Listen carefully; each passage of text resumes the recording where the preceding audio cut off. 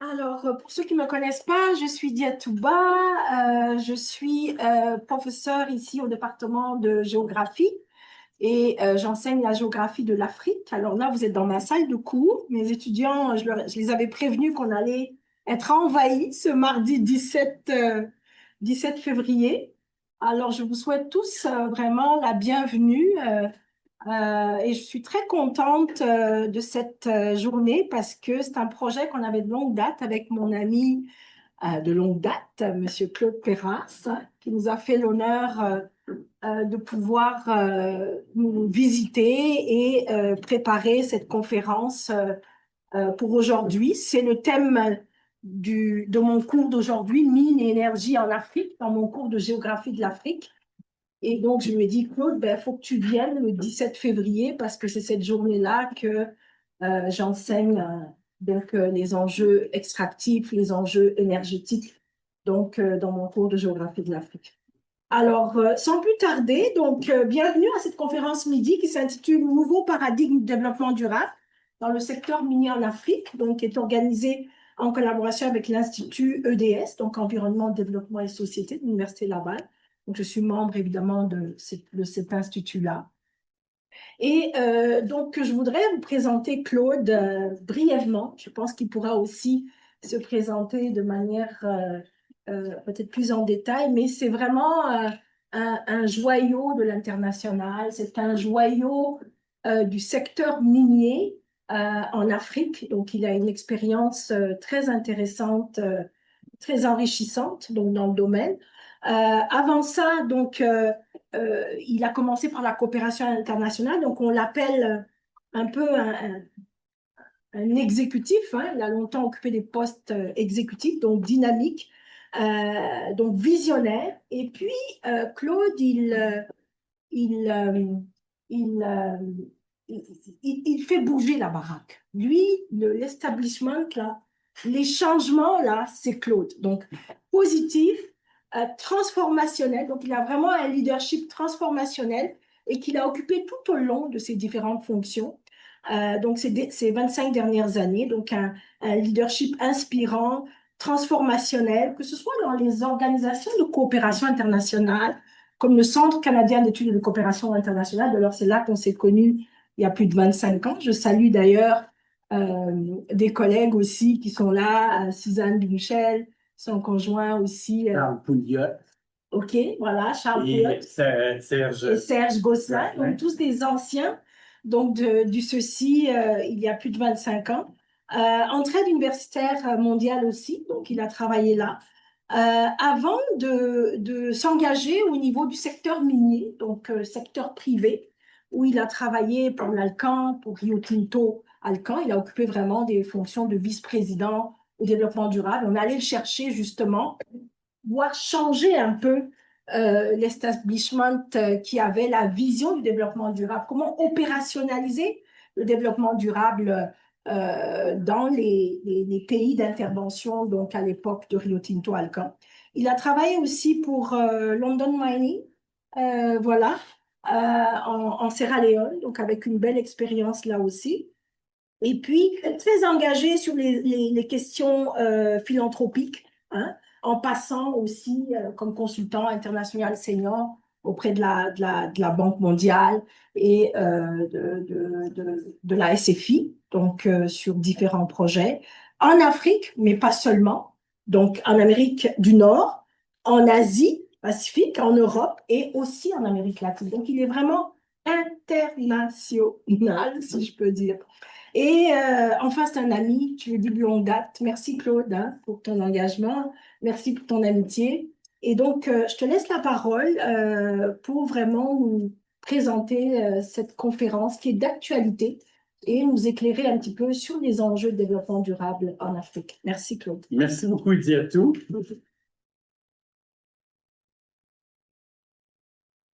Bonjour. Good morning. Buenos dias. Todo bien? Salam alaikum. Ni hao. Bienvenue à ce midi-conférence. Je vous remercie de votre intérêt pour l'Afrique, que je considère le continent de l'avenir et de l'espoir. Pour moi, c'est clair. L'Afrique, et malheureusement, le narratif qu'on entend au Canada n'est pas positif par rapport à l'Afrique, mais c'est le continent de l'avenir. Et j'espère, et je travaille encore, malgré que je suis semi-retraité, à faire valoir l'importance de l'Afrique dans nos relations et comment le Canada et le Québec doivent s'engager et poursuivre son engagement par rapport à l'Afrique.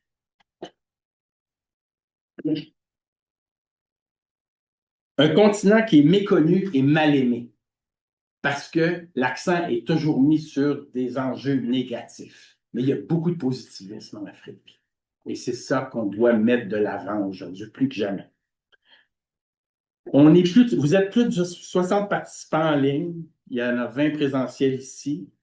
Il y a des gens qui viennent d'Amérique du Sud, d'Afrique, d'Europe, un peu partout au Canada aussi. Donc, merci de votre intérêt pour cette conférence. Merci de votre participation. Je suis impatient je veux remercier Idiatou, puis l'IEDS,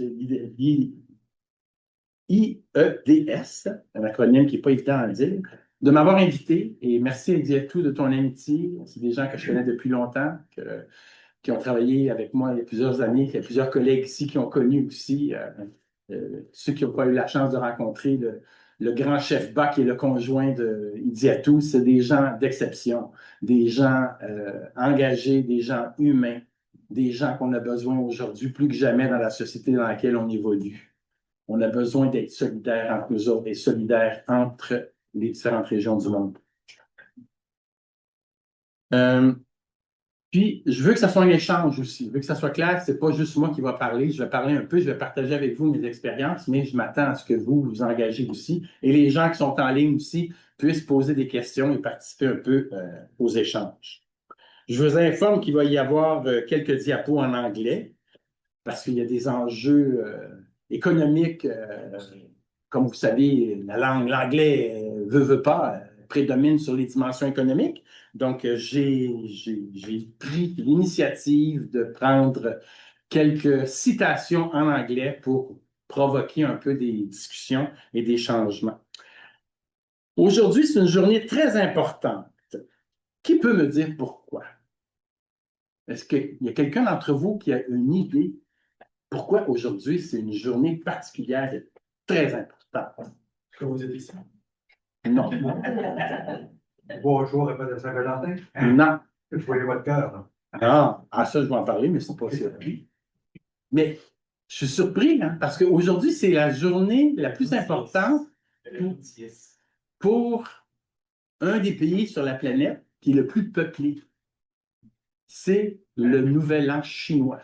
Le 17 février 2026 c'est le début de la nouvelle année, le Nouvel An chinois. Et c'est l'année du cheval de feu qui succède à l'année du serpent de bois, qui était l'année 2025.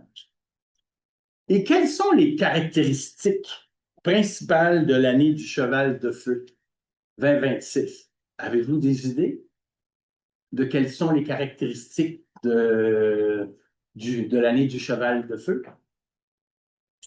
Mon Dieu Seigneur. Cheval, élément de terre, mouvement, audace, indépendance, vitalité. Feu, yang, élément ciel, passion, clarté, mental, enthousiasme. Thème dominant, et je vais mettre l'accent sur les thèmes dominants. Dynamisme, décision importante. Et quand on parle de décision importante, cette année, en 2026, il y a des élections provinciales au Québec. Et il y a des élections midterm aux États-Unis. Donc, pour nous qui vivons au Québec, c'est une année importante, mais comme on le sait, on est très impacté par notre voisin du Sud sur plusieurs dimensions. Donc, les élections chez nos voisins du Sud vont être très importantes aussi. Et il y a une prise en main, il y a une affirmation et opportunité et des occasions de renouveau. et je veux mettre l'accent sur le renouveau. Plus que jamais, comme vous le savez, on a besoin de renouveau. Car avec le contexte géopolitique actuel mondial dans lequel on a besoin plus que jamais de renouveau et d'espoir. Et je vous invite tous et chacun à ne pas rester une partie prenante de la majorité silencieuse. Engagez-vous. Que ce soit localement, faites du bénévolat, engagez-vous localement.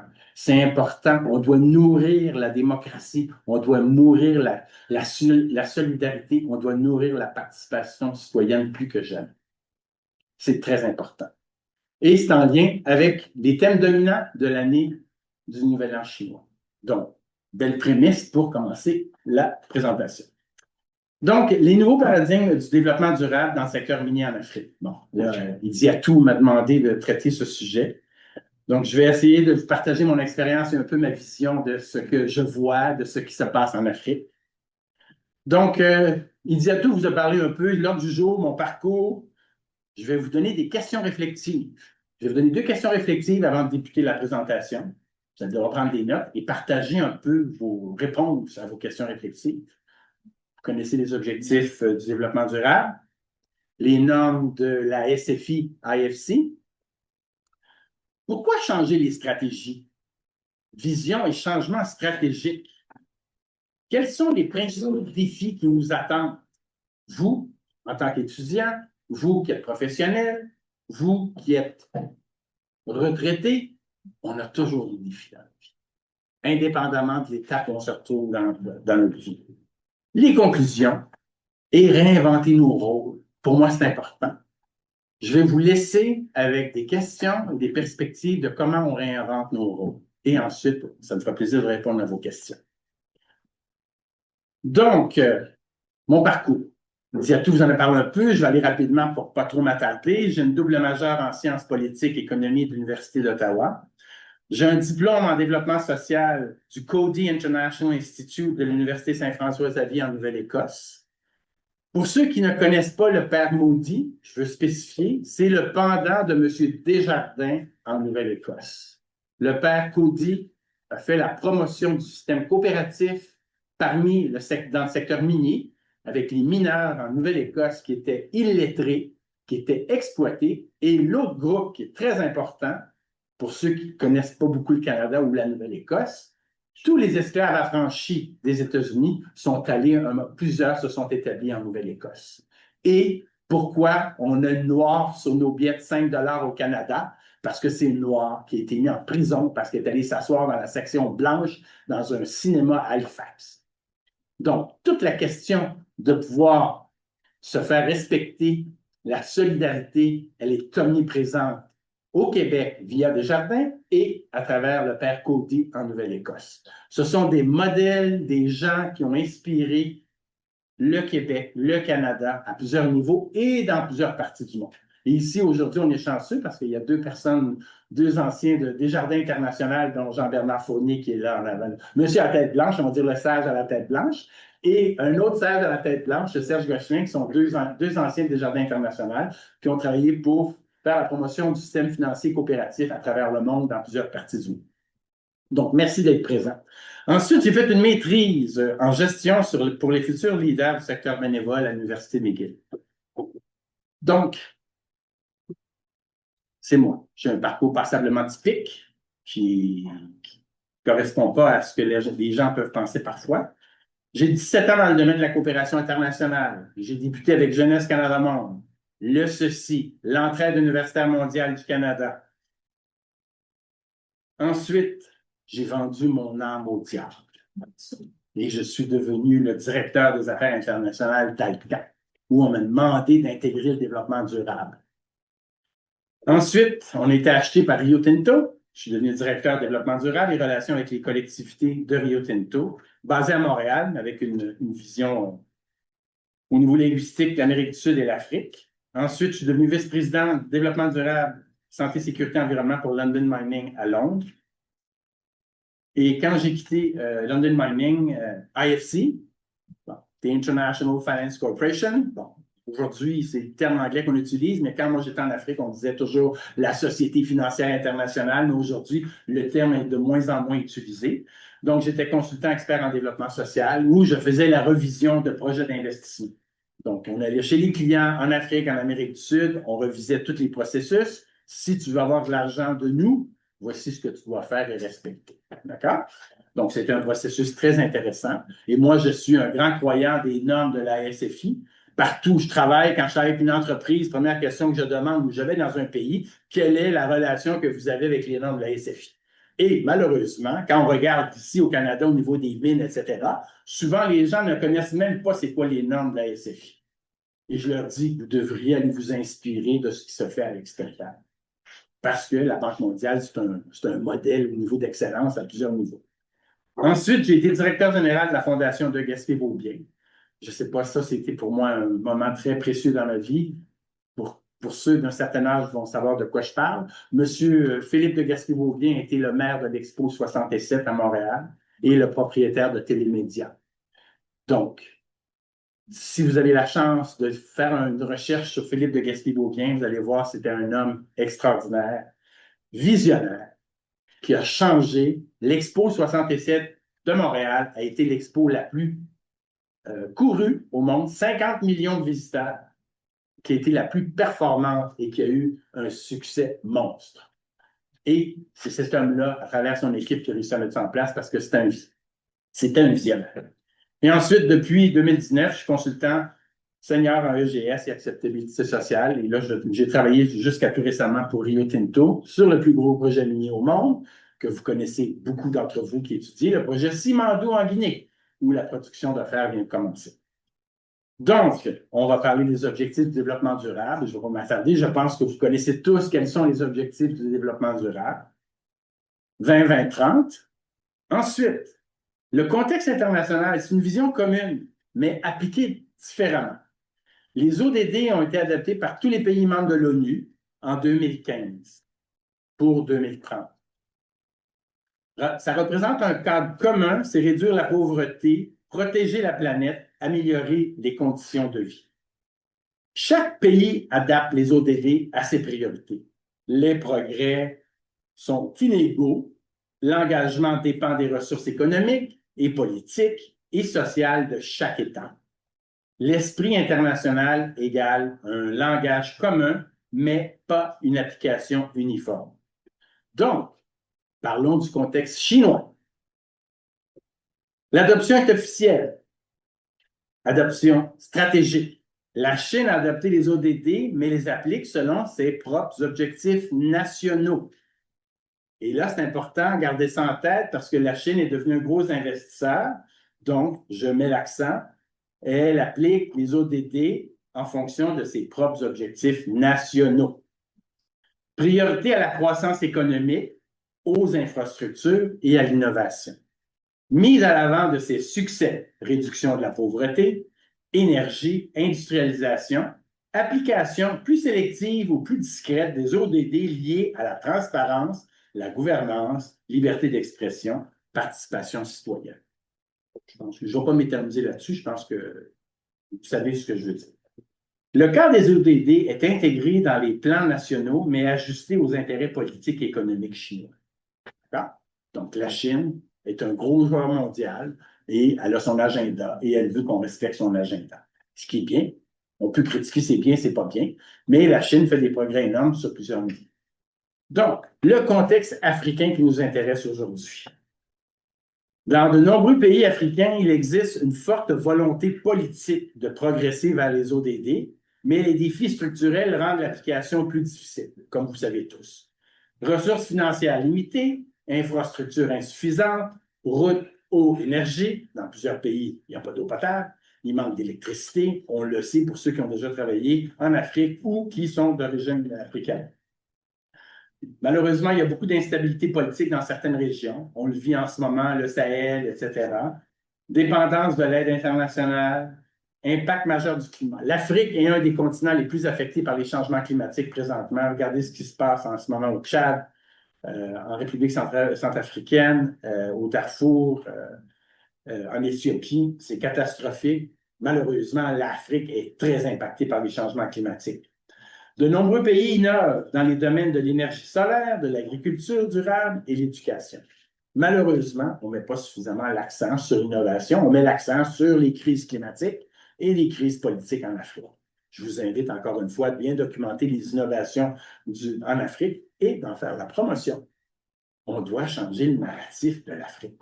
Pour moi, c'est critique. Et si nous, au Canada, on ne change pas le narratif pour l'Afrique, au Québec ou au Canada, on va manquer le train. Je vous l'ai dit, c'est le continent de l'avenir. Ensuite, les ODD, ils sont un objectif ambitieux, mais constamment confrontés aux réalités du terrain. Comme je vous ai dit, changer, etc. Il y a beaucoup de défis par rapport à l'Afrique. Donc, si vous regardez un peu la comparaison en un coup de...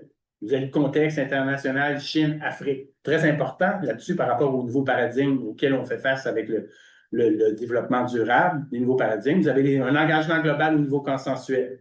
La Chine, adoption officielle. Afrique, volonté. Donc, engagement global, adoption officielle pour la Chine, puis une volonté politique en Afrique.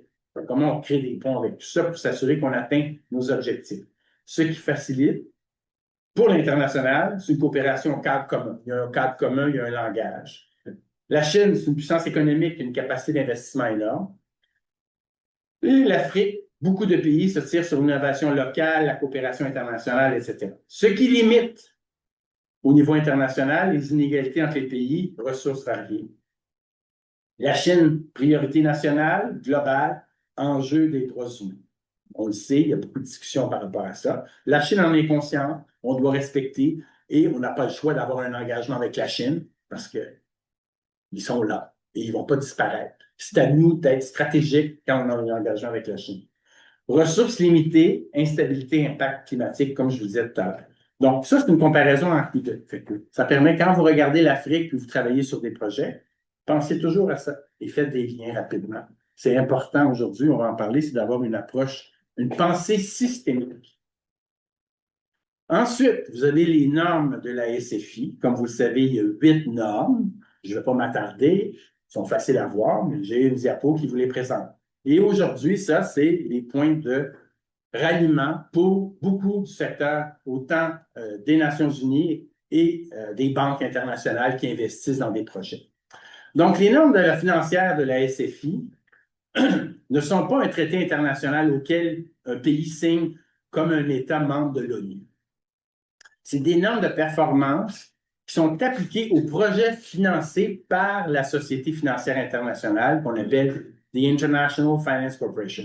Autrement dit, aux clients qui reçoivent un financement de la SFI. Si vous recevez du financement de la SFI, vous prenez l'engagement de respecter les 8 normes de la SFI.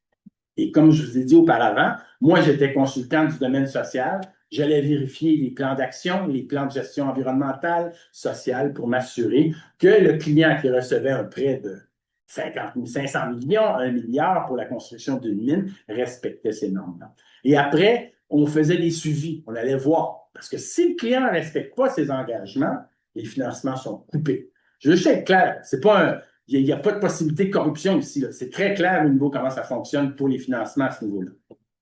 Donc, la Chine collabore avec IFC, mais n'a pas signé ces normes comme un État, comme je vous ai dit.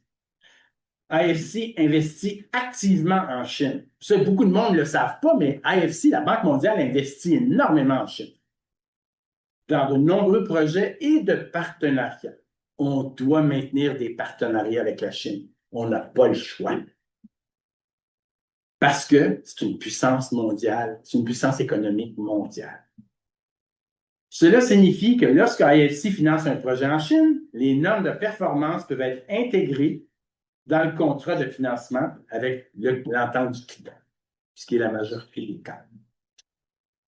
Les pays où les entreprises chinoises ne sont pas signataires unilatéraux de normes comme un traité, mais certains acteurs peuvent appliquer volontairement ces normes dans le cadre d'accords d'investissement. Donc, si vous allez en Afrique, il y a beaucoup de pays dans les normes environnementales qui disent « nous, on applique les normes de la SFI, de IFC pour tous les projets d'investissement. » Donc, les entreprises qui veulent investir chez nous doivent respecter ces normes-là. Ça existe dans plusieurs pays d'Afrique. Avez-vous des questions, des points d'éclaircissement par rapport à ce que je viens de présenter? Ou c'est clair? Je peux m'en aller chez nous si j'ai fini. Non? Il n'y a pas de questions? Oui. Par rapport aux normes environnementales que la FSI a avec les entreprises clientes, par exemple, Ouais. si on parle dans le cadre africain, est-ce que ces normes, c'est, par exemple, lorsqu'on parle d'environnement, est-ce que c'est seulement mettre en place des plans, un document stratégique qui préserve l'environnement? Est-ce que la FSI va jusqu'au terrain, voir est-ce que ces normes-là sont vraiment appliquées? Oui. Donc, c'est une très bonne question. Merci beaucoup. Donc, si je reçois un financement de la SFI, hein, pour un projet en Afrique, je suis obligé de mettre en place, je dois premièrement avoir une étude d'impact social et environnemental. Ensuite, je dois avoir un plan de gestion par rapport aux impacts. Et comme client, quand la SFI vous prête de l'argent, c'est des prêts qui durent des fois sur 10, 15, 20 ans, 30 ans. Et à tous les années, à tous les 4, 3, 4 ans, il y a des évaluations. Les experts de la Banque mondiale et de la SFI vont aller sur le terrain faire une évaluation, à savoir si les plans de gestion sont bien mis en œuvre.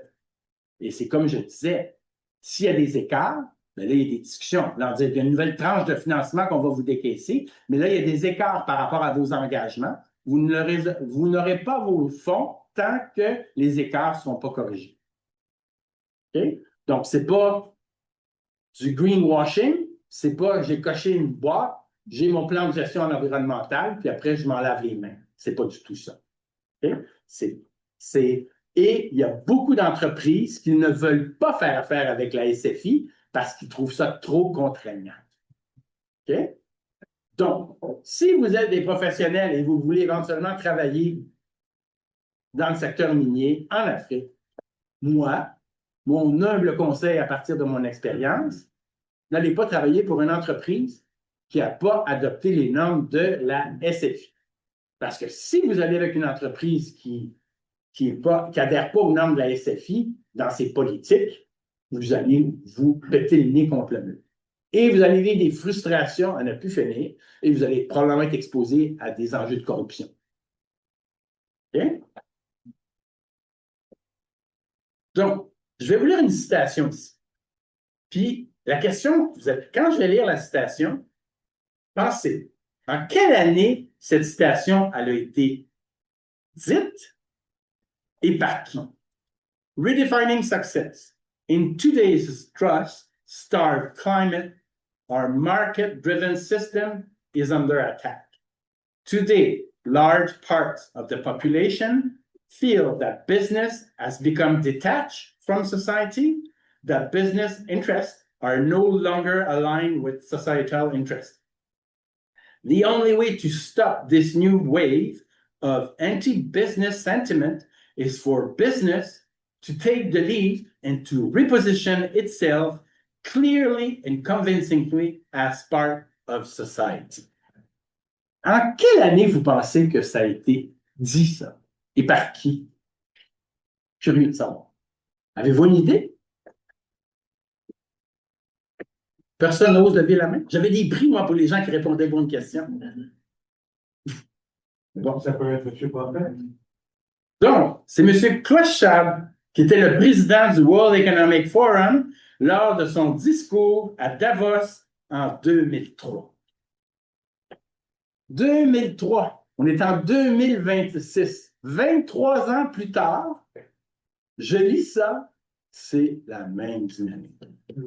Ça veut dire qu'on n'apprend pas du passé et on n'apprend pas de nos erreurs. Donc, vous, je remets, et ce matin, on parlait avec des gens, c'est critique de regarder l'histoire, le passé, qu'est-ce qui est arrivé, pour être capable de sensibiliser les gens et ne pas répéter les mêmes erreurs. Pourquoi ça a été dit en 2003 et les choses n'ont pas évolué? Parce que les gens ne prennent pas en considération le passé. Je vais faire un aparté ici, juste un petit lien rapidement. Quand les gens parlent de l'Afrique, ah, mais les femmes n'ont pas de droits, le monde musulman, c'est ça. Moi, je dis toujours aux gens, est-ce que vous vous rappelez le Québec des années 60? Ma mère ne pouvait pas ouvrir un compte de banque. mon père devait signer pour qu'elle puisse ouvrir un compte de banque. Donc, on parle de combien d'années? 1960. Ça ne fait pas si longtemps que ça. Les réalités sont similaires. Les peuples évoluent, changent en fonction des droits de tous et chacun. Fait que moi, quand des gens viennent me dire « Ah, l'Afrique sont sous-développées, les femmes sont ci, c'est ça », je dis tout le temps « Avez-vous regardé chez nous dans notre cours avant de parler et de critiquer les gens à l'extérieur? » Parce que la réalité des femmes au Québec dans les années 60-50, ceux qui ne connaissent pas, allez lire l'histoire. Les suffragettes, tout le mouvement féminin, les Yvette, etc., le droit à l'avortement, tout ce qu'on peut imaginer, les gens se sont mobilisés. Parce que, soyons clairs, on était passablement sous-développés sur bien des points. Donc, pour moi, c'est critique. Vous êtes des étudiants, vous enseignez, des profs, faites référence à l'histoire pour aider les gens à développer une pensée systémique. Et là, on passe à une question très intéressante. Là, je vais vous demander, vous allez penser ici, c'est pourquoi changer les stratégies des dons au partenariat stratégique? OK? Et là, vous allez réfléchir en pensant. Pensez à ce qu'on a discuté auparavant au niveau des paradigmes et quels sont les éléments du paradigme du développement durable qui vont changer, d'après vous, par rapport à ce qu'on a discuté. Fait que quand on regarde les entreprises très traditionnelles, la façon de fonctionner, la philosophie, c'est des dons. C'est une obligation corporative. Dans la nouvelle approche, c'est une discipline d'affaires. C'est une opportunité de société. Ensuite, au niveau des décisions, c'est souvent le président. Dans le vieux paradigme, c'est le président qui prend la décision. Ou son épouse, qui va dire « Ah, chérie, j'ai vu une école, il y a des enfants pauvres, on peut-tu de l'entreprise, peux-tu faire un don là-bas? » Ceux qui viennent d'Afrique, et vous allez voir ça souvent, moi je l'ai vu tout le temps, puis je me suis battu avec plusieurs gens très importants en disant « Qu'est-ce que tu fais là? C'est pas parce que ton cœur est saigné parce que tu as vu un enfant malade qu'on va aller faire un don là. C'est-tu bien? Est-ce que ça va? C'est périn, c'est durable, etc. » Il faut questionner. Vous devez questionner les gens. Ensuite, ça vient des conseils d'administration, puis le département qu'on appelle la philanthropie souvent. Dans le nouveau modèle, c'est une discipline d'affaires. Ça devient une profession. On professionnalise toute la question du développement durable. C'est les parties prenantes autour de la mine qui prennent les décisions sur les investissements. Et ça devient une stratégie principale de l'entreprise. Et c'est prouvé, les études l'ont prouvé à tous les niveaux. Les entreprises qui adoptent ces nouvelles pratiques sont les plus performantes. Pourquoi? Moins de délai au niveau de la construction de la mine. Plus de respect. La communauté, quand il y a des enjeux, s'implique avec l'entreprise. Le but, dans le vieux paradigme, c'est la conformité, la bienveillance. Aujourd'hui, c'est se différencier. C'est des résultats et notre réputation comme entreprise. Et là, quand vous regardez ça, souvent, il y a des gisements miniers dans certains pays que les pays vont ouvrir. Ils vont demander aux entreprises minières de soumissionner pour avoir accès à un lot minier. Donc, dans bien des cas, et là maintenant, il y a plusieurs étudiants qui viennent d'Afrique ici, quand vous travaillerez au ministère des Mines, je vous invite à aller vérifier le parcours de l'entreprise qui va demander d'avoir un lot minier dans votre pays. Allez voir c'est quoi leur pratique avant de leur donner un lot minier. Si c'est on donne, on va faire de la philanthropie à droite, à gauche, mon humble opinion, c'est que je ne ferai pas affaire avec une entreprise comme ça. Si l'autre entreprise vous dit, nous, on est ici pour créer de l'emploi, on va former des gens locaux pour prendre la relève, c'est pas nous qui allons gérer la mine, on a comme objectif dans 15-20 ans que ça va être la population locale qui va travailler dans le secteur minier, dans notre infrastructure, dans notre industrie. Pour moi, ça veut tout dire. On parle de développement durable long terme. Au niveau du vieux paradigme, des anciens paradigmes, c'est local. Dans les nouveaux, on parle de local global. Parce que si vous avez une bonne réputation et vous faites des changements majeurs et les gens le voient, ça vous ouvre des portes partout. L'impact dans le vieux paradigme, c'est minime, c'est pas mesuré. J'ai donné 50 sacs de riz à l'école. Ben oui, ils ont mangé à leur faim pendant 3 semaines. C'est quoi l'impact? Tandis que dans l'autre, c'est un potentiel très élevé qu'on peut mesurer parce qu'on regarde sur des changements à long terme.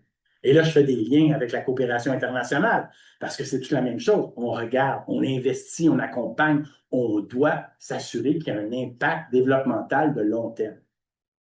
La relation, ça c'est très, très intéressant. Dans le vieux paradigme, c'est sens unique. Moi, je suis l'entreprise, j'ai 3 millions, je décide où je la mets l'argent. Toi, là, dans la communauté, tu dis telle affaire. Non, c'est moi qui décide. Moi, j'étais sur un projet, là, un gros projet en Inde sur lequel Alcan s'est retiré. Il y avait eu, les militaires sont rentrés, ils ont tué des villageois. Et là, ça a été la tollée des actionnaires d'Alcan. Moi, j'arrivais chez Alcan, puis là, ils m'ont dit, Claude, il faut que tu animes la rencontre avec les actionnaires. Ça fait 6 mois que je suis ici, là. Non, qu'est-ce que je vais dire? Fait que là, on a invité tout le monde, on a invité les partenaires indiens à Montréal pour présenter. C'était quoi? Ils ont dit, tu vas présenter notre approche, développement durable, qu'est-ce qu'on met en place? La journée se passe bien, les gens regardent, c'était tout nouveau. Je parlais du développement durable, je parle 2006, là. Le développement durable se lance, ça partait. Et là, à la fin de la journée, on a fini la rencontre. Tout le monde est là. On a des actionnaires, caisses de dépôt, les fonds de pension du Canada. On est une multinationale. On a tous les gros investisseurs institutionnels. Les religieuses, parce que vous ne le savez peut-être pas, mais les communautés religieuses ont beaucoup investi dans le secteur minier et continuent d'investir dans le secteur minier. Pas dans le pétrolier, mais dans le minier. Et le partenaire indien se lève, il regarde tout le monde, puis là, il dit, je suis désolé, le monde dans le village sont illettrés. Nous, on sait ce qui est bon pour eux autres. Fait que toute la bonne volonté qu'on avait réussi à lever durant toute la journée de la rencontre est tombée dans le fond de la toilette. Et Alcan, un mois après, s'est retiré du projet parce que le partenaire ne correspondait pas aux entreprises, aux valeurs de l'entreprise. C'était une approche paternalistique qui ne voyait pas clairement que j'ai pas été lettré, être pauvre, j'ai des connaissances, je connais mon milieu, je sais comment m'assurer d'améliorer les choses. On doit capitaliser sur le savoir-faire, les connaissances du milieu avant de prendre des décisions. Donc, la vieille approche est très paternalistique, bureaucratique. Maintenant, aujourd'hui, on parle d'une approche stratégique, entrepreneuriale, un apprentissage mutuel, comme je vous disais. Nexus avec les compétences. Dans le modèle traditionnel, c'est périphérique. Et aujourd'hui, c'est fait partie de l'entreprise. Les décisions sont prises, développement durable, c'est où l'impact sur l'environnement social, qu'est-ce qu'on fait? C'est plus périphérique. Changement de pensée stratégique, c'est 2 ronds qui vont vous l'exprimer très clairement. Le modèle traditionnel, l'entreprise est au centre de la relation.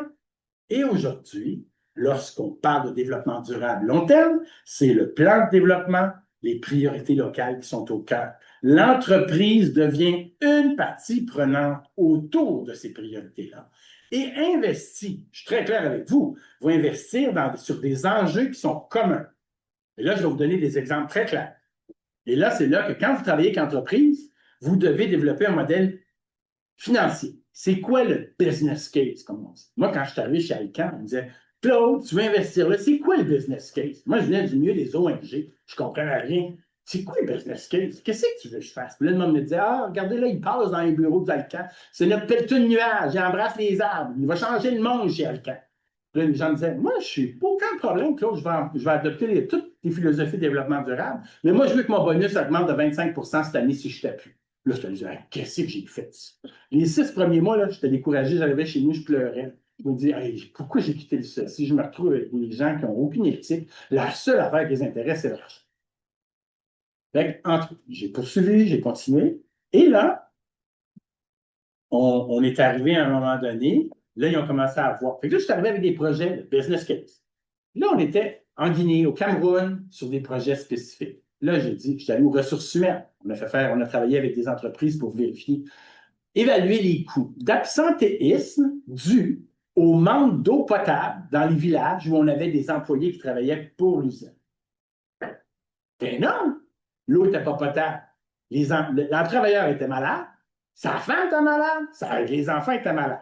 Qu'est-ce qui arrive? Quand vous, ceux qui ont des jeunes enfants, quand nos enfants sont malades, ben, on est moins productif, on ne dort pas, le lendemain, c'est ci, je demande congé. Et là, on a fait tout calculer le coût d'absentéisme dû au manque d'eau potable dans les villages où on avait des travailleurs. Sors les chiffres. Je suis arrivé devant le CFO, vice-président de finance. Tu regardes, c'est ça que ça coûte par année. J'ai besoin de la moitié de ce montant-là pour mettre des puits avec de l'eau potable. Il m'a regardé, il dit, tu as ton argent dessus. Donc, business case. Vous devez, développement durable, intégrer le jargon financier.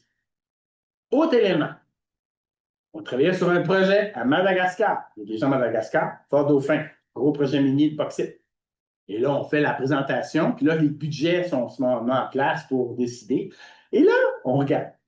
Présentement, comme vous le savez, dans les projets en Afrique, il y a beaucoup ce qu'on appelle du fly-in, fly-out, comme on fait dans le nord du Québec. Parce que les gens ne veulent pas les vivre là, etc. Donc, là, on a regardé fly-in, fly-out, ça coûte combien par année, nombre de personnes? Ça coûte une fortune, là. Mobiliser des gens, ils rentrent, ça coûte très cher. Et oui, il y a des ententes aujourd'hui, comme en Guinée, il y a beaucoup de fly-in, fly-out, mais les gens, il y a des conditions qu'il faut occuper un peu d'impôts localement, etc. Donc, là, on regarde. Là, on s'est dit, au Madagascar et aussi en Sierra Leone, on s'est dit, il y a des écoles de formation technique sur place. Pourquoi je n'investis pas dans l'école de formation technique sur place, moi comme entreprise, pour former des gens et m'assurer que les curriculums dans les écoles correspondent à mes besoins de travailleurs à mon usine ou par rapport à mes investissements? Encore une fois, je passe pour un éberlué, tout le monde dit, ah, regardez, encore une fois, il va faire de la philanthropie, ça va nous faire dépenser de l'argent, il n'y a pas de retour. Donc, on a fait encore une fois le business case, on est arrivé. Ça coûtait 40 millions de fly-in, fly-out par année avec la mine en fonction, OK, pour la production. Je sors les chiffres, je dis, regarde, si on embauche 50% du local qui sont formés à nos besoins, ça va baisser à 10 millions par année au niveau de ta masse salariale de travailleurs. Là, ils m'ont tout regardé, ils m'ont dit, oh mon Dieu Seigneur, c'est où les écoles? On peut-tu aller visiter les écoles? On va aller travailler, on va travailler sur les curriculums pour s'assurer que les travailleurs qui sortent de là vont correspondre à nos besoins. Business case. Pensée systémique, faites des liens tout le temps. Très important. Vous avez entendu du terme qu'on dit toujours de mining curse. En français, on dit vaincre la malédiction minière. Tout le monde parle du secteur minier de ce temps-ci. En Afrique, partout, tout le monde a peur des industries minières. Tout le monde dit que c'est l'horreur, l'industrie minière, etc. Ben, on a beau dire ce qu'on veut, mais il y a des ressources qu'on a besoin pour fonctionner sur la planète. Donc, c'est faire évaluer les pratiques d'engagement d'une approche centrée sur l'entreprise vers une approche axée sur les enjeux liés à un débat sociétal plus large, comme je vous disais. L'entreprise doit connaître, si vous travaillez pour une entreprise privée, l'entreprise doit bien connaître la réalité dans le milieu dans lequel elle évolue. Intégration dans la planification locale. Comment l'investissement s'intègre dans la planification locale? Identifier les domaines d'intérêt communs, stratégiques, opérationnels et sociaux. Je vous en ai donné tout à l'heure. Eau potable, formation professionnelle, il faut les identifier et on fait des leviers. L'entreprise ne fait pas de philanthropie. Je vais être très clair avec vous, je ne crois pas à une entreprise qui doit faire de la philanthropie. Elle doit faire des investissements stratégiques parce que son rôle à l'entreprise, c'est de générer des profits. Puis si elle ne génère pas de profit, elle va fermer. Et tous les travailleurs vont perdre leurs emplois. Donc, ceux qui font de la philanthropie, là, tu as beau en faire, tu as une bonne presse, puis mettons que le président te demande d'investir dans telle école ou telle autre affaire. Moi, je me rappelle, quand j'étais en Sierra Leone, là, on avait une pression, les gens disaient, ah, vous devez investir dans les écoles, telle autre école. Puis là, je dis, il est où votre plan de développement scolaire?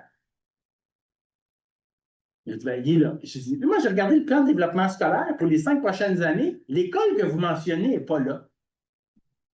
Qui veut qu'on investisse là? Fait que le creuse. Ah ouais, mais c'est le député, tel comté qui veut ça. Okay. Fait qu'encore une fois, pensée systémique, faites des liens avec le macro, tout le temps avant. Je vais vous donner un exemple ici qui était fascinant quand je suis arrivé chez London Mining. J'arrive, là, on est en pleine élection présidentielle. Là, le président me voit, Claude, il faut que tu rencontres le haut-commissaire de la Sierra Leone. On va publier des livres pour toutes les écoles en Sierra Leone. Ça, c'est un nouveau projet. Avec la photo du président actuel. Là, OK. Là, je me dis, bon, OK, il faut que je sorte mes gants blancs. Là, comment je vais gérer ça? OK. Là, vous vous imaginez, on est en pleine élection présidentielle. Nous, compagnie minière, en bourse à Londres, on va produire des livres d'école pour les enfants avec la photo du président actuel en poste qui se présente pour les élections. Et là, j'ai parlé aux gens. Là, c'est ça, les gens ne voient pas les liens. C'est pensée systémique. Là, je dis au président, tu réalises-tu que s'il ne gagne pas les élections, là, on vient de s'afficher comme quoi on appuie le président actuel, le parti qui est au pouvoir. Là, je dis, on vient de se planter dans le nous. Puis s'il ne gagne pas les élections, on va se faire ramasser après. Les gens vont nous critiquer. Ah, je n'avais pas pensé à ça, je n'avais pas vu ça. Fait que là, j'ai été obligé de négocier. Là, je suis allé voir. Là, je suis allé au commissaire avec le gouvernement de Sierra Leone. J'ai dit, écoutez, on ne peut pas pour X, Y raison. J'ai expliqué les raisons. C'est une entreprise privée au niveau de ses actionnaires et on est en financement avec la Banque mondiale en ce moment pour augmenter la production. On ne peut pas s'impliquer au niveau politique. Si on le fait, on ne va pas obtenir nos financements, on ne pourra pas augmenter la production et créer des emplois. Ils m'ont dit, c'est un bon point. Ça, nous, on veut que vous créez des emplois. Là, je dis, s'il vous plaît, trouvez-moi un Sierra Léonais neutre, qui a une personnalité internationale, qu'on a connue, qui est décédée, qu'on veut mémorer, qu'on veut commémorer. Là, ils ont fouillé, ils ont donné. Ah, on a trouvé un Sierra Léonais qui avait travaillé aux Nations Unies, une figure de proie, et c'est lui qui a été sur les cahiers qui ont été distribués dans les écoles. Encore une fois, pensée systémique. Il ne faut pas penser en silo. Construire un consensus sur la conception, la mise en œuvre et l'évaluation de l'engagement entre les entreprises et les parties prenantes. C'est exactement ce que je viens de vous dire. Toujours la pensée systémique, il faut garder le tout.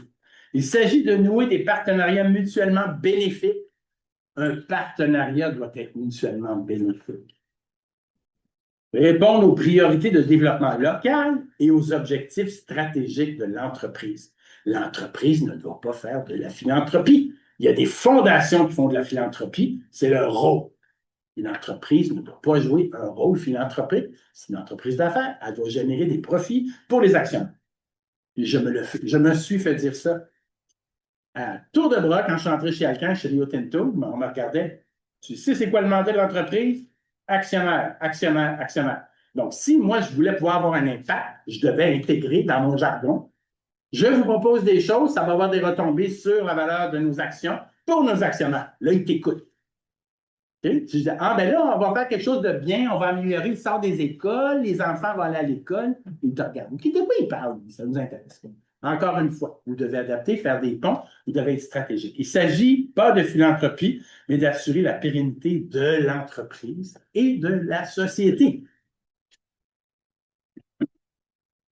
Perspective d'avenir dans la durabilité dans les entreprises. Co-création d'un modèle d'affaires. De la protection à la création de valeur. Collaboration intersectorielle. Là, pour moi, ça, c'est très important. Créer des ponts entre les entreprises, les ONG et le monde universitaire. Documenter. Si vous travaillez dans les universités, allez voir les entreprises. C'est quoi les enjeux? Allez leur proposer des études. Des collaborations avec les ONG. Nous, quand je travaillais au CECI, et chez l'entraide universitaire mondiale, j'ai osé demander à ce que des études d'impact environnemental sur des gros projets d'investissement soient données au CECI, non, à CARE et à l'EUMC pour être revisées. Là, tu as des filles malades.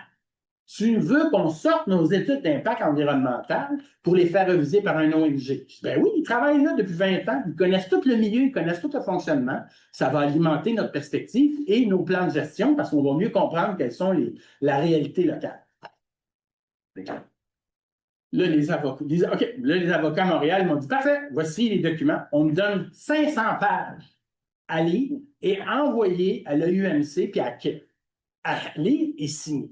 Là, les gens qui ont dit, Claude, c'est malade, on ne va pas signer ça. Parce que nous, là, on veut pouvoir, si on lit vos documents, on veut avoir le droit de critiquer, de passer des commentaires. Là, c'est ça que les avocats disaient, ils vont aller public, on leur donne l'information privilégiée. Et heureusement, il y a eu un avocat brillant, que je vais toujours me rappeler de son nom, à Chicago, qui dit, Claude, regarde, on va faire une affaire. Moi, ce que je te propose, c'est qu'ils peuvent nous critiquer publiquement sur ce qui est déjà connu publiquement. Mais ce qui n'est pas connu publiquement, qu'ils vont découvrir dans nos documents parce qu'on est en train de faire une étude d'impact, ça, ils n'ont pas le droit. Tout le monde a signé. Et quand ils ont revisé l'étude d'impact environnemental à Madagascar, j'avais toute l'équipe du projet à Madagascar qui m'ont dit hey, Claude, c'est fantastique. On vient d'apprendre tellement d'affaires qu'on n'avait même pas vu, même la meilleure entreprise de consultation à faire des impacts environnementaux n'avait pas vu. Mais c'est ça, la collaboration intersectorielle, encore une fois, on s'enrichit, on apprend. Okay? Pour moi, c'est très important. Les PDG abordent une vision à long terme axée sur l'héritage, le sens. Dites-vous, moi je m'en rappelle quand je travaillais pour les entreprises, le PDG, là, il veut laisser un sens, il veut laisser un héritage quand il va partir. Fait que si vous voulez être stratégique, allez le voir. Qu'est-ce que tu aimerais laisser ça à terre quand tu vas partir? Qu'est-ce que tu veux faire? Là, on fait des liens. Allez voir le plan de développement local. De quoi il parle? Ah, ben moi, j'aimerais ça que tous les enfants dans les villages vont travailler à l'école. OK, ça, là, on va voir le plan de développement local. Pensée systémique. Rattacher les gens par rapport à leur intérêt, tous et chacun, qui deviennent un intérêt bénéfique pour tout le monde. Quels sont les principaux défis qui nous attendent? Changer notre culture d'entreprise, apprendre à partager le pouvoir de décision. Ça, c'est dur. Pour les entreprises, hein, et même pour certains gouvernements, de laisser les citoyens s'émisser ou de passer des commentaires et de partager le pouvoir, c'est dur. Apprendre à devenir un acteur concerné par les enjeux communs. Je suis préoccupé par cet enjeu-là. Je suis préoccupé, moi, comme entreprise, parce qu'il n'y a pas d'eau potable. Je suis préoccupé parce qu'il n'y a pas d'électricité. Créer un consensus dans des contextes fragmentés, polarisés. On vit dans un monde fragmenté, polarisé. Et plus que jamais, la création de consensus est primordiale pour la survie de la planète, de la société. On ne peut plus. Et ce qui m'amène à dire, on n'a pas le choix. Il faut travailler avec toutes les parties prenantes. Il faut maintenir un dialogue ouvert. Quand le dialogue est fermé parce qu'il y a trop de polarisation ou trop de fragmentation, on frappe le mur. Et on a des exemples très concrets de ce qui se passe présentement chez nos voisins du Sud. Réinventez votre rôle. Adoptez une vision globale des enjeux et leur impact. Soyez un acteur hybride, un trait d'union, un médiateur entre des secteurs traditionnels distincts, université, entreprise, gouvernement, société civile. Former les étudiants à interagir et à nouer des partenariats avec différentes parties prenantes. Il y a une étude qui vient de sortir pour les étudiants en médecine aux États-Unis. Il y a une faculté qui a décidé que les étudiants qui étudient en médecine devaient faire des cours en art, ce qui ne s'était jamais fait. Le groupe qui étudie la médecine, qui étudie l'art pendant sa formation, et un autre groupe traditionnel. On a regardé les deux groupes ils sont sortis des universités. Qui donnait les meilleurs diagnostics des patients? Les étudiants qui avaient étudié l'art. Pourquoi? Parce qu'il y avait une vision entière. Le traditionnel, le patient arrive, ah, il n'a pas pris ses pilules, il n'a pas fait ci, regarde ça à la peau, c'est ci, c'est ça. Tandis que l'autre, il avait commencé à développer une... Bon, il vit où? Dans quel environnement? Qu'est-ce qu'on peut faire? Le médecin traditionnel, l'accent patient, il n'y a pas l'entourage. Pas de pensée systémique, encore une fois. Très important. Donc,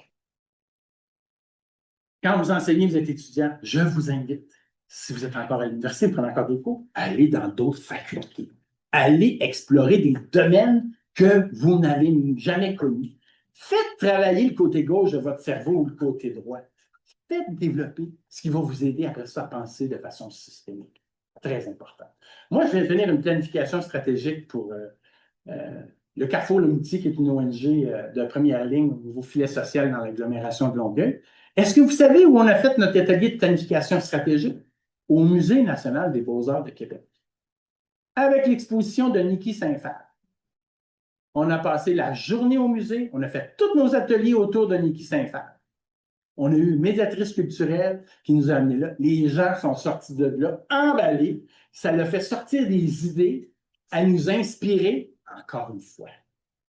Osez, sortez des sentiers battus. C'est là qu'il va y avoir de la créativité. Merci. Question.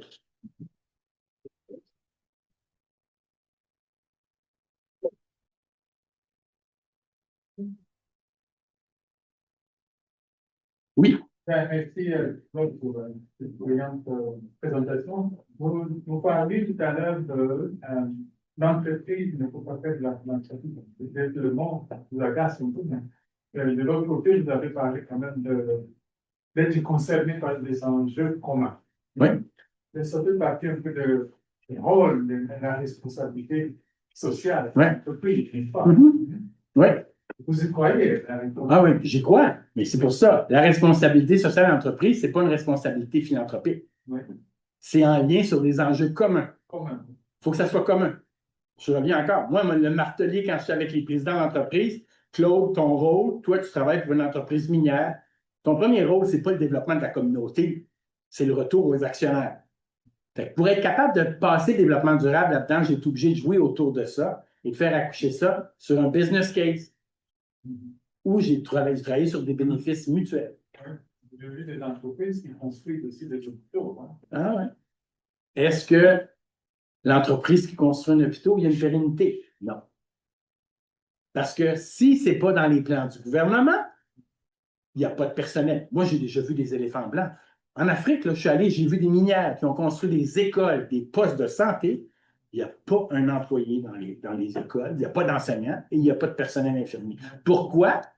Parce que c'est une demande qui est venue d'un ministre ou d'un député et pour satisfaire M. X, Y, Z, mais ce n'était pas dans les plans au niveau national. Fait qu'il n'y a pas de personnel qui ont été alloués là. J'ai vu ça, des écoles construites depuis 3-4 ans, aucune personne là. Vite. Mais il y a eu quand même une pérennité. Je prends une entreprise canadienne, je viens du Congo. Hein. Ah ouais. Donc, la compagnie Forreston canadienne, ils travaillaient un peu dans les mines d'ombre là. Ils ont construit un hôpital et l'hôpital Et quand la mine va fermer, est-ce que le gouvernement va... mais la compagnie n'est plus là. Ah, OK. Ça fonctionne encore, tant mieux s'il y a eu des ententes. Ça peut arriver, mais comme je dis, moi, je vous présente des idées. Hein. Je n'ai pas la science infuse, je n'ai pas la vérité, la science infuse. Je vous parle de ma propre expérience, de ce que j'ai connu. Et on essaie d'éviter. Nous, j'ai toujours dit aux gens, quand on prend un projet sur c'est qui les parties prenantes? On ne peut pas être on peut pas être le seul financier. Il faut qu'il y ait d'autres parties prenantes qui s'impliquent financièrement. Comme on dit en anglais, have skin in the game. If you don't have skin in the game, don't come and talk to me. Oui. D'emblée, je voudrais saluer votre optimisme vis-à-vis de l'avenir de l'Afrique. Néanmoins, je dis d'emblée, je voudrais saluer votre optimisme vis-à-vis de l'avenir de l'Afrique. Mais certaines observations nous amènent à prendre certaines choses avec un peu de recul. Tout à l'heure, vous avez parlé du plus grand projet minier au monde, le projet Simandou. Ouais. Maintenant, quand on essaie de regarder en profondeur la participation de la Guinée dans ce projet, à 15%, ça nous questionne. Est-ce qu'il y a un peu d'avenir dedans? Sachant que par le passé, il y a eu un projet d'entreprise qui a été signé où la participation de l'État était à 40%. Ça, c'est un projet qui a été signé en 1960. Donc, il y a un truc qui ne marche pas là. Ça, je suis très honnête là-dessus. Là. Oui. Si vous venez de la Guinée, c'est à vous de vous mobiliser en Guinée. Et c'est à vous de sensibiliser les acteurs en Guinée. Il faut vous assurer que la société civile devienne le chien de garde par rapport Bonjour Claude. Que les engagements. Bonjour Claude. Oui. Bonjour Claude. Oui, bonjour. Ah ben, est-ce que vous avez fini de répondre à la question? Non, mais j'ai quelqu'un que je pense qui veut. Je pense que je sais c'est qui. Oui, C'est bon, Ismaël, Claude. C'est Ismaël. Ah. Oui, je sais que c'est toi, Ismaël, c'est pour ça que tu veux pas. Je sais. Quand tu as dit bonjour, Claude, je savais que tu étais pour intervenir. Tu sais, mais déjà, il y a un bonjour à tout le monde et je suis dans le spot africain en pleine Guinée. Donc, Claude est un ancien compagnon de route, voilà, à la fois sur Simandou et sur d'autres projets, parce que nos chemins sont croisés chez Rio Tinto il y a quelques années, pour ne pas dire plus d'une décade. Voilà, donc je vais rebondir un peu sur la question que monsieur vient de poser par rapport à Simandou. Voilà, et je ramène tout à ce que Claude disait tantôt, c'est le contexte. En 1963, le contexte de l'alumine, de la bauxite et de l'aluminium était particulier. Et ce qui s'est passé sur Simandou, c'est que nous sommes pratiquement 5 décennies après. Donc, les contextes ont changé. Et justement, je posais la question tout à l'heure en ligne à Claude, à savoir comment s'appliqueraient dans les conditions d'aujourd'hui les normes AFC au projet Simandou, sachant qu'il y a des hotspots à la fois de la biodiversité, mais également, compte tenu de la longueur du corridor qui fait plus de 650 km et de la diversité des contextes à la fois agroécologiques, mais humains. Donc, c'est une réelle épreuve d'appliquer les normes AFC sur le projet Simandou. Je te connais bon connaisseur des normes AFC. Et donc, on est encore dans ces problèmes-là parce que les seules études d'impact environnemental et social ne suffisent pas pour être complètement dans les normes. Et en plus, comme tu l'as si bien dit tout à l'heure, toute la responsabilité sociétale doit être gérée en considération de la diversité des partenaires industriels qui sont en jeu, des Occidentaux et beaucoup de Chinois. Donc, c'est vraiment un challenge. Nous sommes en phase de cela. Alors, je vous laisse de côté ce que disait monsieur par rapport au pourcentage des parts. Ça a été une rude négociation d'obtenir que l'État obtienne 15% des parts à la fois dans la mine, en ce qu'on appelle en free carry, donc sans contribution financière directe, mais également 15% des parts dans les infrastructures, notamment le port, le chemin de fer de 650 km et tout ce qui va autour, comme les centrales électriques et tout ça. Voilà. Donc, Claude, comment concilier ces deux? Gérer d'une part tout ce qu'il y a comme population locale autour du corridor avec les hotspots de la biodiversité, mais également gérer, j'allais dire, le contrôle des ressources à travers les prises de participation directes, à la fois dans la société d'infrastructure, mais également dans la société minière. Merci Ismaël, merci pour les clarifications. C'est un très bon point. Puis les enjeux que tu soulèves sont communs, pas seulement sur Simandou, mais plusieurs autres projets. Et c'est la question de faire de la compensation. Il faut s'assurer que s'il y a une perte, on doit compenser au niveau de la biodiversité ailleurs, d'autres endroits. Les populations retrouvent leurs moyens de subsistance qu'il y avait auparavant, même meilleurs qu'avant. Il y a des gros enjeux. Moi, j'ai travaillé au Groenland. Sujet un peu chaud. Mine de fer sous un glacier. Okay. J'avais toutes les ONG danoises, scandinaves sur mon dos. Donc, nous, quand on a négocié l'Impact Benefit Agreement, c'était la première fois, c'était en train de. Il n'a pas été signé, là, mais on avait mis des clauses qu'en fonction du prix du fer, il y avait les retombées financières pour l'entreprise. Donc, ce n'est pas juste des actions, c'est qu'ils deviennent partie prenante du marché. Et on partageait les profits avec le gouvernement groenlandais. Donc, il y a différentes approches, il y a différents modèles. Il faut regarder tout. Et Simandou, c'est d'une complexité énorme, avec, comme Ismaël disait, avec toutes les parties prenantes, comme je vous ai dit tout à l'heure. Il y a la Chine, il y a le gouvernement, il y a des entreprises occidentales, etc. Donc, c'est ça. Ça demande un doigté, ça demande des chefs d'orchestre qui sont capables de rallier tout ce monde-là vers une vision commune et d'intérêt commun. Et je dis intérêt commun, parce que malheureusement, en 2026, l'intérêt individuel prime beaucoup sur l'intérêt commun. Ma poche prime avant le bien-être des autres. Si je m'en mets 3-4 millions dans mes poches, je vais être bien heureux, j'en donnerai un peu aux autres. Mais moi, je suis désolé, je suis un idéaliste. J'ai travaillé en coopération internationale toute ma vie et je crois dans la solidarité et de s'assurer du bien-être commun. Vas-y. Oui, vous parlez d'exploitation minière de Simandou. Ouais. Puis, vraiment, c'est pas je m'intéresse depuis un moment quand même à l'exploitation minière en Afrique. Puis, aux dernières nouvelles, Rio Tinto a été, on ne sait pas reconnu coupable, mais a accepté ou avoué avoir versé 10 millions de dollars, en gros, pour avoir accès à certaines concessions minières. Sur près du site. Puis à partir de ça, je vais peut-être élargir un peu mon propos.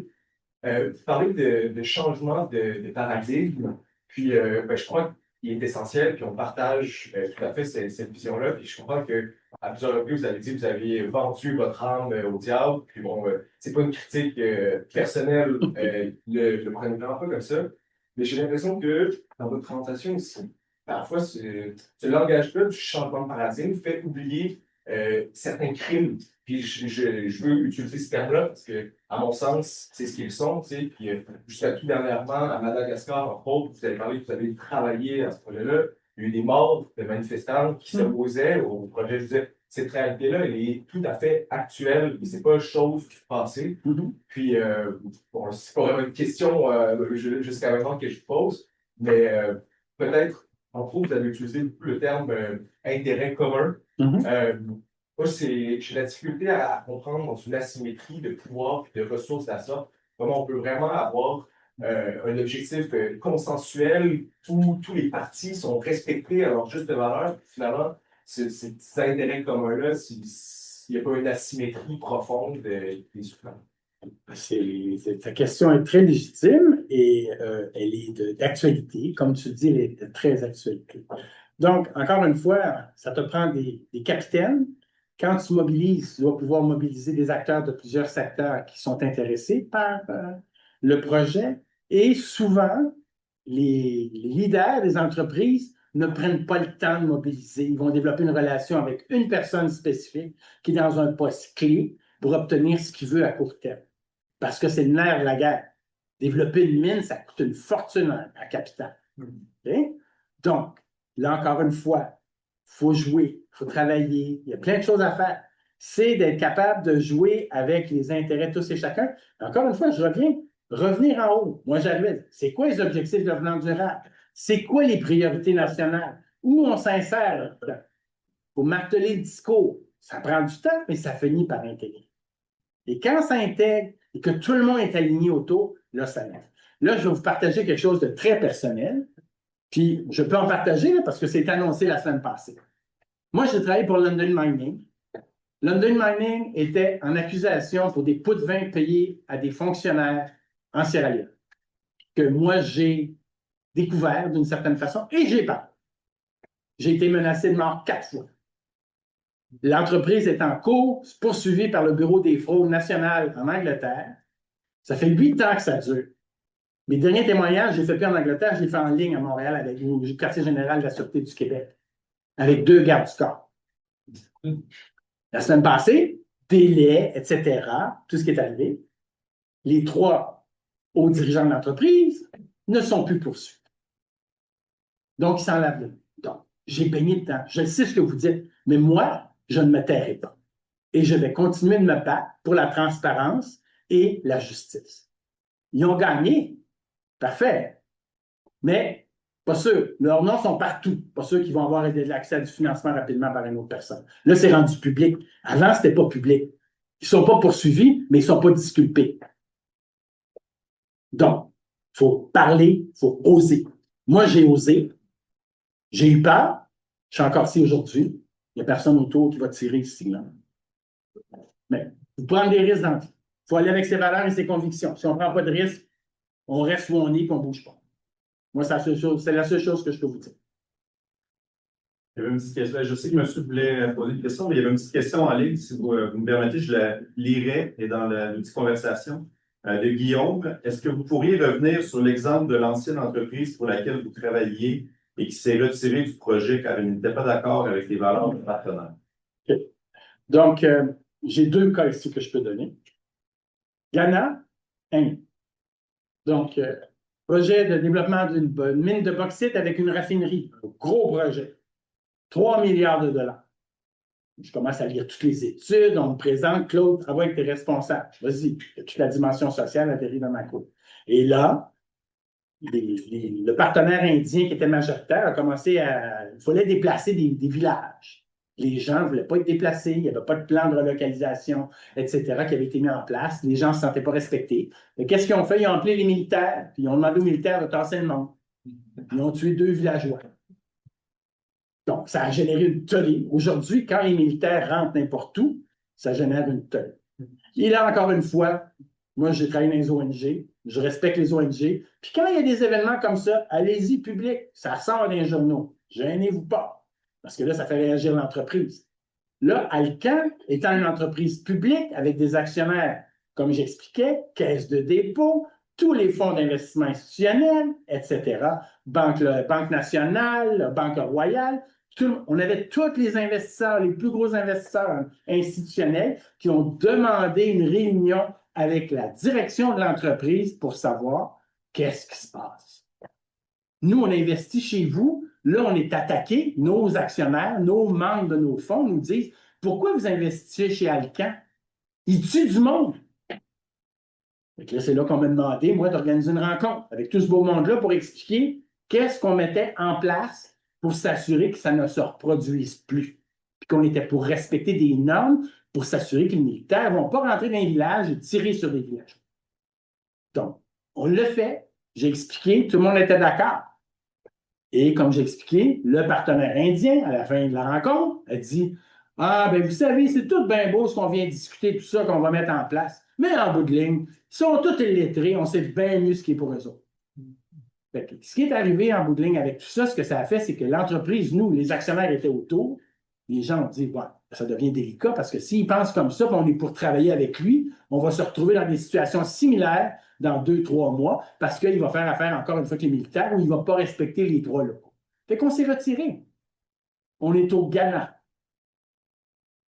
Je suis là. On développe une mine. 3 milliards. Montréal, PDG, la gomme du siège social s'en vient pour signer l'entente avec le gouvernement du Ghana. On dit, Claude, tu t'en vas là. Tu prépares l'arrivée de tout l'exécutif. Et là, pour préparer l'arrivée des exécutifs, il fallait signer un document. Il fallait que le gouvernement du Ghana entérine un document comme quoi était partie prenante et appuyait le développement du fameux projet. Là, je travaille avec le conseiller du président à ce moment-là, M. Kumar, le président Kumar. Et là, je lui dis, le document est où? On me le demande, je dois l'envoyer à Montréal. L'exécutif d'Alcan ne viendra pas au Ghana si le document n'est pas signé, parce que ça veut dire que le gouvernement n'endosse pas le projet. Cool. Chef, attends. Et là, nous, on se prépare à Montréal, on dit, Claude, ça va être un gros power, on fait une grosse annonce. Là, j'ai toute l'équipe de communication du siège social qui s'en vient au Ghana pour faire l'annonce. Là, on me dit, t'embauches une firme locale de communication qui va nous appuyer parce qu'on ne connaît pas le milieu. C'est tout ça qu'il faut préparer.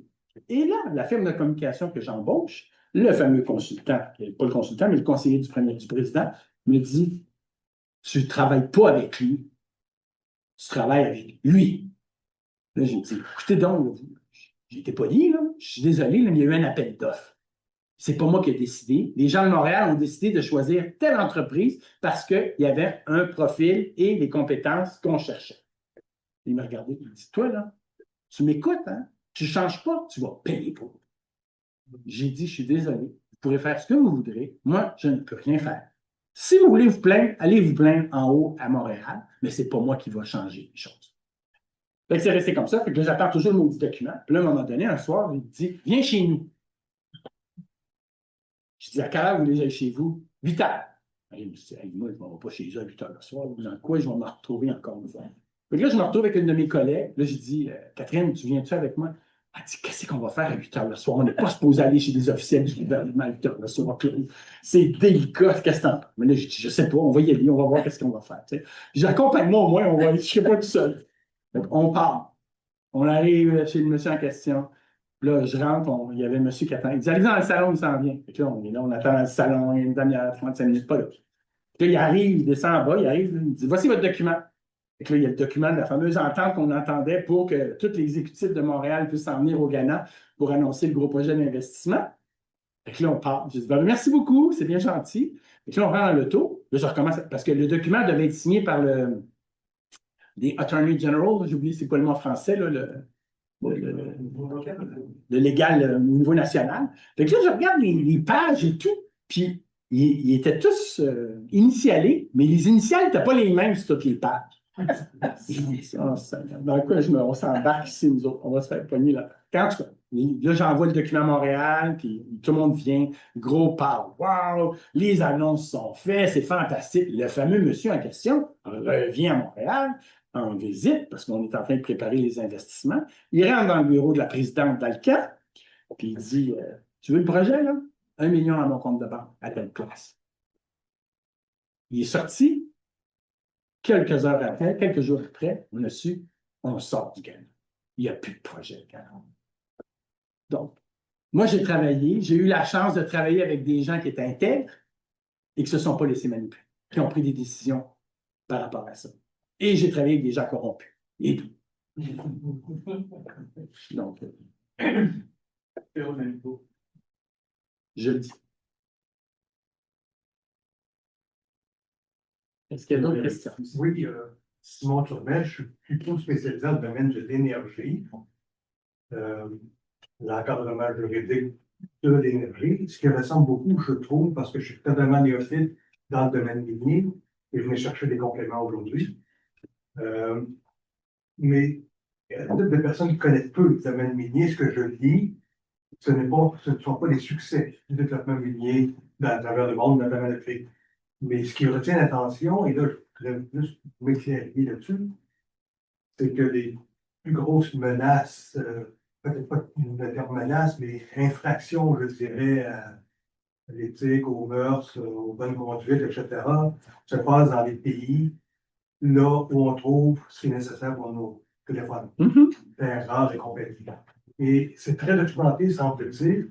C'est très frustrant à lire ce qu'on peut lire là-dedans. Et il y a comme un silence volontaire de la part de la communauté mondiale par rapport à cet enjeu-là. Et de la part de nous aussi, parce qu'on sait qu'on a besoin peut-être. Est-ce que je me trompe? Non, vous ne vous trompez pas. Puis moi, je vais faire un parallèle avec l'histoire. Oui. Rappelez-vous, le rhum, le sucre, les denrées qui allaient en France, les pots pour les chapeaux des rois et de la haute cour française et en Angleterre, il y en a de chez nous. Hein? Faisons des parallèles. Regardez l'histoire, c'est la même affaire. Est-ce que les gens se plaignaient parce qu'on mettait des Autochtones dans les écoles, dans des pensionnats? Non. Ben non, on avait nos pots. Même affaire. Toute question, est-ce qu'il y a de l'avenir, de l'espoir? Mais moi, la question, je vous l'ai dit encore une fois, moi, je garde espoir. Et je vais me battre pour ça. Et j'invite les gens à demeurer intègres avec vos valeurs et battez-vous. Il ne faut pas se taire dans le contexte actuel. Plus que jamais, on doit s'exprimer et mettre de l'avant son expérience personnelle, avoir une pensée systémique. Vous retrouvez des gens, des fois, là, ils ne pensent pas de façon systémique, ils sont dans un silo. Et quand vous les approchez, je vous ai donné des exemples tout à l'heure. J'ai changé des choses.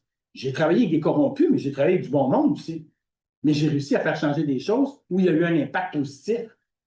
Il n'y a pas eu d'impact positif, peut-être partout à 150 comme j'aurais voulu, mais il y en a eu. Mais je ne lâche pas, je ne vais pas lâcher. Je vais continuer de me battre. Je suis pré-retraité, puis je continue de le faire, que ce soit dans le social ou dans le mini.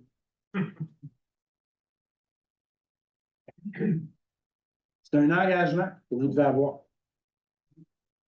Est-ce qu'il y a d'autres questions en ligne? C'est bon? Questions, commentaires? Ça va? Bon. Il est toujours énergisant, rafraîchissant. Hein? Et je pense que pour, en tout cas, la relève, on a eu des beaux messages. J'ai repris quelques-uns ici. S'engager, c'est important. Faire des ponts, des liens. La collaboration intersectorielle, pas toujours facile, mais indispensable pour tacler les enjeux de développement, particulièrement en Afrique. Pensée systémique, c'est toujours revenu. Penser en dehors des boîtes. Hein. Allier les enjeux économiques, financiers, donc les enjeux corporatifs, en ayant à l'esprit toujours évidemment la logique et l'intérêt des actionnaires, mais aussi avec les besoins d'impact, le changement des choses sur le terrain, que ce soit par la RSE, ou maintenir cette acceptabilité sociale sur le terrain qui n'est jamais de toute façon acquise pour de bon. Donner un sens, ça c'est important. Je pense que pour les étudiants, c'est important de pouvoir s'engager en donnant un sens à tout ça, de pouvoir trouver des solutions créatives en trouvant le sens pour chacune des parties prenantes et en mariant tout ça pour un sens global, donc où il y a un consensus vers une direction commune. Je vais finir par un peu les capitaines, hein, faire des changements, ça prend des capitaines. Donc ça, c'est beaucoup revenu. Il y a aussi des points d'influence. Les choses en Afrique ne se changent pas du jour au lendemain. Il faut avoir des ancrages, des points d'influence.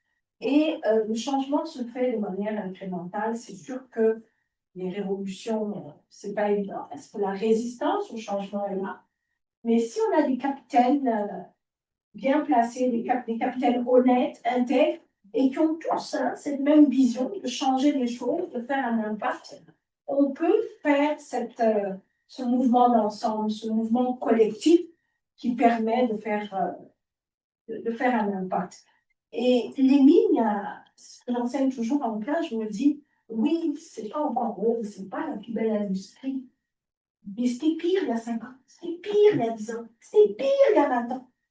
Donc les normes de l'AFC dont Claude parle, c'est des normes qui ont commencé à faire changer le visage de l'industrie minière, qu'on le veuille ou pas. C'est loin d'être parfait, mais on a quand même des multinationales qui sont beaucoup plus soucieuses de leur comportement.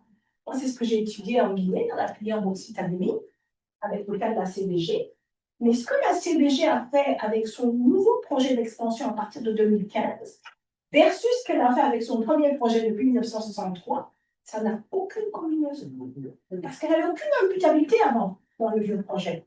Mais quand elle a voulu aller prendre le financement à l'AFC pour son projet d'extension à partir de 2015, pour passer de 20 millions de tonnes de bauxite pour passer de 15 à peu près 20-25, avec la concurrence chinoise qui arrivait à 40 millions de tonnes par année, elle était obligée d'aller demander ce financement-là. Et surtout, elle était obligée de se conformer aux indicateurs de la SFI. Et moi, j'ai fait partie de l'équipe d'évaluer le projet d'expansion et mettre toutes les exigences à la CBG pour avoir le prêt. C'est ça. Donc, en termes économiques, sociales, environnementales, parce que la première phase, c'était pas... Et l'autre chose qui est importante aussi, Viatou, si tu me permets, c'est que tous les banques internationales, Standard Chartered Bank, toutes les grosses banques européennes suivent tout le modèle AFC.